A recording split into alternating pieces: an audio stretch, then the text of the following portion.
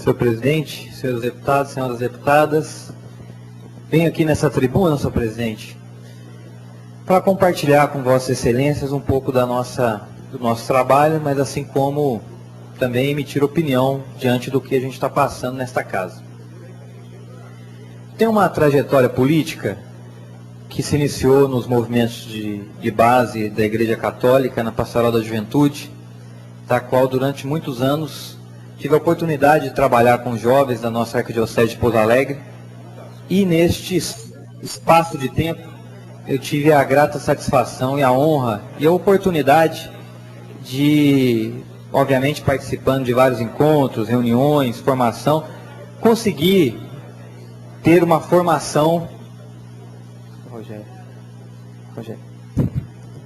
ter uma formação que me deu condições de participar mais ativamente, não só destes movimentos, como de tantos outros movimentos sociais que eu tive a oportunidade de participar, sindical, dentro da fábrica, enquanto fui metalúrgico. E eu vejo isso como, de fato, uma oportunidade que eu tive na vida, aproveitei essa oportunidade, e ao assumir o desafio de uma representação como essa, de um mandato de deputado estadual, tenho procurado, obviamente, além das atividades parlamentares aqui na Assembleia Legislativa, das nossas atividades na base, visitando os municípios, prefeituras, lideranças, movimentos sociais, tenho procurado também pautar um pouco da nossa ação em oferecer um pouco daquilo que eu tive ao longo da minha trajetória política e social, um pouco de formação, de orientação para os nossos jovens. E nós, diante disso, criamos um escritório político lá na minha cidade, Itajubá, para atender a toda a região, com o intuito de aproximar o nosso mandato da sociedade, abrindo as portas para atender, acolher demandas, receber as pessoas. Mas mais do que isso, nós montamos uma estrutura, o que a gente está chamando da Casa Centenária, um espaço grande, uma casa de fato centenária, de quase 120 anos, um espaço onde, na estrutura em que montamos, nós reproduzimos, obviamente, minimamente, o auditório desta casa. Está lá no nosso auditório, reproduzido o auditório da Assembleia, onde, naquele espaço, nós estamos, nesses últimos 2 meses, desde que inauguramos essa nossa casa, produzindo atividades de educação para a política, de formação de cidadania, com jovens, com as escolas estaduais, municipais, com jovens de diversas escolas da nossa cidade de Itajubá, e agora vamos procurar expandir isso para toda a região. Tive a oportunidade de ir a algumas escolas também, debater com jovens. E por que eu estou dizendo isso? Porque hoje os nossos jovens estão, assim como a sociedade, descrente da classe política, cada vez mais distante desse espaço de poder constituído, que obviamente, a Assembleia Legislativa, o governo, mas ao se falar da Assembleia Legislativa, a este poder que, na minha compreensão, é o mais democrático dentre todos, onde todos nós aqui somos eleitos diretamente pela população, nós temos promovido isso com a nossa equipe, um trabalho incansável de todos os membros da nossa equipe, dedicando mais do que o seu tempo de trabalho, fazendo disso também algo que acredita, um projeto ideológico também de levar para cada jovem um pouco daquilo que a gente faz e como é que é a atividade no parlamento. E ao tratar isso diretamente, seja na escola ou seja recebendo os jovens em nosso escritório, em nosso gabinete, a gente percebe claramente o distanciamento, a descrença do jovem com relação à política, e a gente vem tentando fazer com que, no mínimo, haja uma compreensão de qual que é o papel de um parlamentar, do político que representa a população, diante desse papel, dessa função, que haja um envolvimento maior desse jovem, e existindo aí um envolvimento com maior compreensão, um envolvimento com esse jovem, a gente possa contribuir minimamente para a participação desse jovem na sociedade, possa contribuir para uma transformação, para uma conscientização maior da nossa sociedade. E, apesar de fazer isso, a gente sabe da dificuldade que é. A gente vê aqui na casa quantos deputados, o quanto cada um trabalha. Agora, quando a gente vivencia uma situação como vivenciamos na última votação, onde tivemos fraude no painel eletrônico dessa casa, muito nos entristece. E mais do que isso, nos angustia e nos deixa indignado.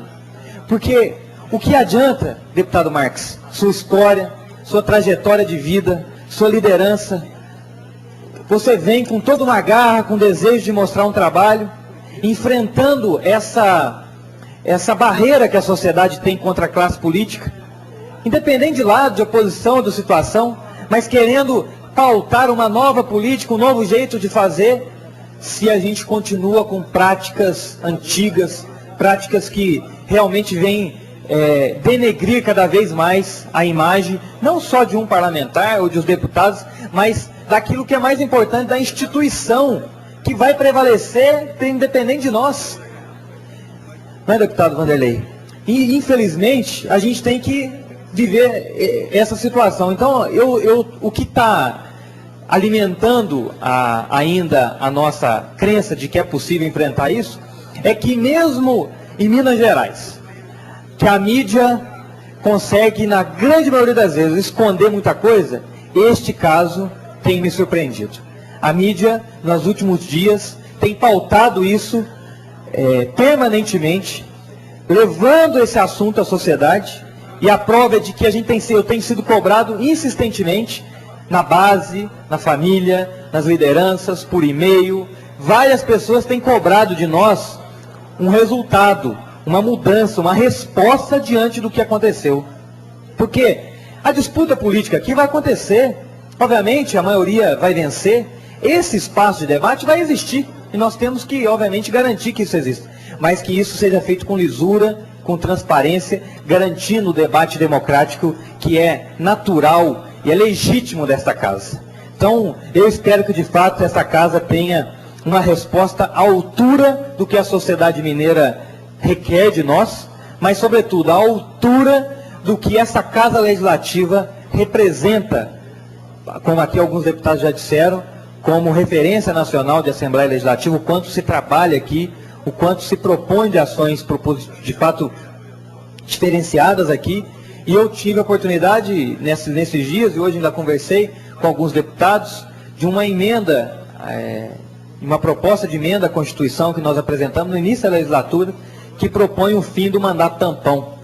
Ao longo do início de todas as legislaturas, a gente vê sempre a crítica da sociedade, a cobrança por projetos de moralidade na administração pública, que imponham mais rigor, e a gente vê sempre no início da legislatura a cobrança da sociedade e da própria mídia, questionando os deputados que ocupam aquele espaço de início de mandato, né, onde a Assembleia Legislativa está parada, não tem nenhuma ação, algum deputado é chamado para ocupar governo, e chama-se alguns deputados para o chamado mandato tampão. Então nós estamos propondo uma emenda à Constituição do Estado, a exemplo do que está tramitando no Congresso Federal, mas ainda não foi votado. E tanto o deputado que é presidente da comissão especial, como o relator, nós já conversamos nesse sentido, para que a gente apresente para a sociedade também. A Assembleia, ao longo desse ano, já deu vários exemplos. Nós mudamos aqui, a Assembleia foi pioneira numa proposta de emenda constitucional, liderada pelo nosso deputado André Quintão, e com apoio de toda essa casa, né, de mudar a Constituição, colocando como prioridade do Estado a luta e o combate à miséria e à pobreza. Nós mudamos aqui o benefício de aposentadoria de governadores, ou seja, a Assembleia, ao longo desse ano, tem dado muitos exemplos. E nós não podemos encerrar o ano com um fato tão negativo como esse. Quem sabe a resposta vem à altura, mas também projetos como este que eu apresentei, tantos outros projetos bons nessa casa, possam ser referência para a gente encerrar o ano, mostrando para a sociedade mineira o exemplo e a dedicação de cada um dos parlamentares aqui de procurar atender ao anseio dos cidadãos que acreditaram em cada um de nós para representar o desejo. Então, a parte ao deputado Vanderlei Minero. Obrigado, nobre companheiro deputado Ulisses Gomes. Me reportando aí a fala de Vossa Excelência, quando citou os fatos da semana passada, acontecidos no plenário dessa casa, por ocasião daquela reunião extraordinária, eu concordo com Vossa Excelência que não fica bem para essa casa, para a proposta que o conjunto de deputados e deputadas dessa casa tem no tocante a apresentar para a sociedade uma assembleia confiável, uma assembleia produtiva, como bem colocou Vossa Excelência, uma assembleia que possa orgulhar os mineiros dos 853 municípios desse estado. Foi realmente muito sério o que aconteceu, foi também, ao mesmo tempo que sério, constrangedor. Eu sei que medidas estão sendo tomadas, não é? Pelo menos, como Vossa Excelência me colocou, a imprensa tem pautado o assunto e temos também acompanhado, tanto internamente quanto através daquilo que a mídia tem publicado, que medidas estão sendo tomadas pela mesa diretora dessa casa. E eu quero aproveitar essa parte, deputado Ulisses, para também parabenizar a mesa por ter dado encaminhamento a uma sugestão desse deputado naquela ocasião quando se apurou que 3 votos haviam sido computados nessa casa sem que aqui estivessem os deputados. E eu encaminhei naquele momento a sugestão de que nós pudéssemos trocar esse jurássico painel que temos aqui. Hoje temos painéis moderníssimos que são multimídia, onde você pode usá-los não precisando mais descer aquele telão que desce ali. Você pode usá-lo como um painel multimídia também. E, junto disso, o sistema de biometria, que já existe hoje em 3 assembleias do nosso país. É seguro a biometria? Não. Ela também é possível de ser violada. Eu só não vou dizer aqui de que forma pode ser, porque é muito simples, mas pelo menos é uma forma de garantir de fato que aquela presença esteja no plenário naquele momento dos acontecimentos. Portanto, parabenizando a mesa diretora e esperando que de fato essa sugestão que eu trouxe aqui em primeira mão seja sim aprovada o mais urgente possível, que já possamos voltar no ano que vem com um sistema biométrico, tanto de registro de presença quanto das votações. Muito obrigado. Muito obrigado, deputado. Acho que fica aí o registro da nossa, obviamente, da nossa manifestação com relação a esse caso. O outro assunto que me traz a essa tribuna nessa tarde, queria me dirigir especificamente à população da nossa região do sul de Minas, ali em Itajubá, Piranguinho, Sapucaí, Santa Rita do Sapucaí, Pouso Alegre, que vem vivenciando, em especial na nossa cidade de Itajubá, uma situação um pouco constrangedora com relação a uma ação do governo federal com relação à Secretaria de Patrimônio da União, que tem promovido, cumprindo uma legislação, por cobrança até mesmo do Ministério Público, um mapeamento de terras da União, e nesse sentido vem gerando transtorno, muita desinformação, consequentemente uma preocupação enorme da população daquela região. Eu quero aqui, me dirigindo a todos aqueles que nos acompanham, mas em especial aqueles que estão sendo afetados diretamente por esse problema, procurar de alguma forma tranquilizar, me comprometendo, já que ao longo desses meses a gente vem acompanhando junto à Secretaria de Patrimônio da União, aqui em Belo Horizonte, o atendimento que eles têm nos dado, toda a equipe técnica, em Brasília, porque nós aprovamos aqui na Assembleia Legislativa uma audiência pública pela Comissão de Assuntos Municipais, que vai acontecer na cidade de Itajubá no próximo dia 12 de dezembro, vai ser uma segunda-feira, a próxima segunda-feira, dia 12, às 5 da tarde, essa audiência pública com a presença de membros do governo federal, com o objetivo exatamente de explicar melhor a toda a população de Itajubá, de Piranguinho, de Santa Rita do Sapucaí, lá de Pouso Alegre. Hoje eu tive a presença de membros da Prefeitura de Pouso Alegre, exatamente divulgando essa ação, convidando para que a gente possa fazer um grande debate para orientar melhor a população. Infelizmente,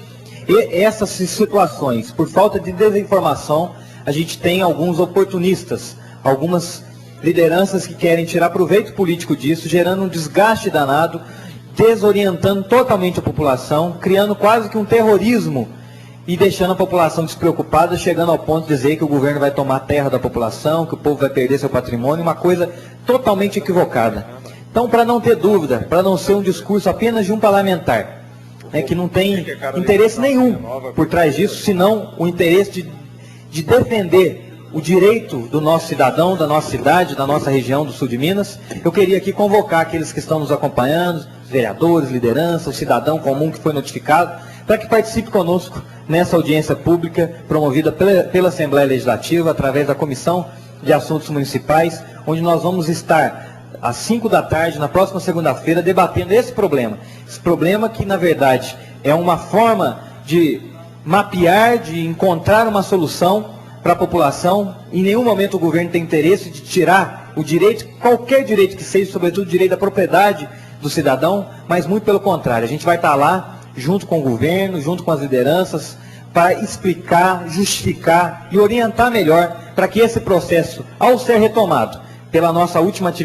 reunião em Brasília, o compromisso de suspensão desse processo, foi o compromisso que nós tivemos, junto com o nosso deputado federal, Odair Cunha, para que o governo pare com a forma equivocada como iniciou o processo